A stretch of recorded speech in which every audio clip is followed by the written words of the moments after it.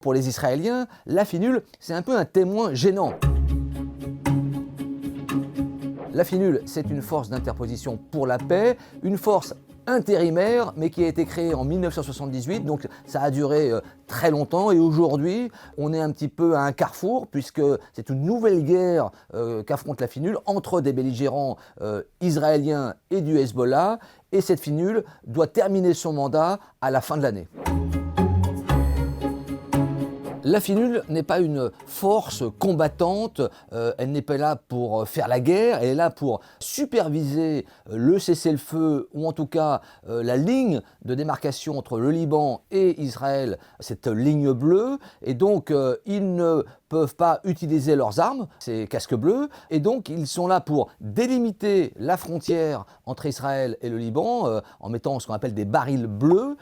Ils sont là aussi pour faire de la coordination et transmettre des messages entre le Liban et Israël, parce qu'il faut rappeler que Israël et le Liban sont toujours en état de guerre, ils n'ont jamais signé un traité de paix. Et puis ils sont là aussi pour des actions civiles, par exemple aider les populations locales, les villages qui sont dans la région, en termes de médicaments, en termes d'infrastructures.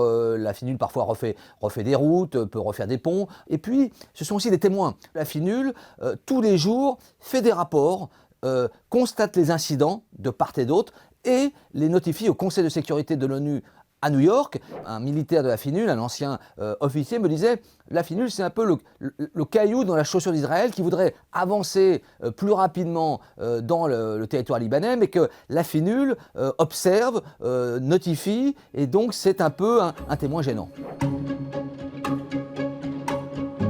La finule évolue aujourd'hui dans un environnement extrêmement dangereux, voire hostile. Les casques bleus ont été la cible d'attaques, notamment d'Israël. Il y a eu 3 soldats indonésiens qui ont été tués récemment. Les soldats français ont été intimidés, notamment un général. Des soldats israéliens lui ont pointé leurs armes. Donc là, c'est un moment critique parce que les combats font rage, et en plus la finule doit quitter le Liban à la fin de l'année, et donc il y a une forme de démobilisation, et on a un peu l'impression aussi que les belligérants, qu'il s'agisse du Hezbollah ou d'Israël, en profitent pour avancer leurs pions, pour combattre, j'allais dire, plus ouvertement, sachant que la finule est dans une position un petit peu de faiblesse.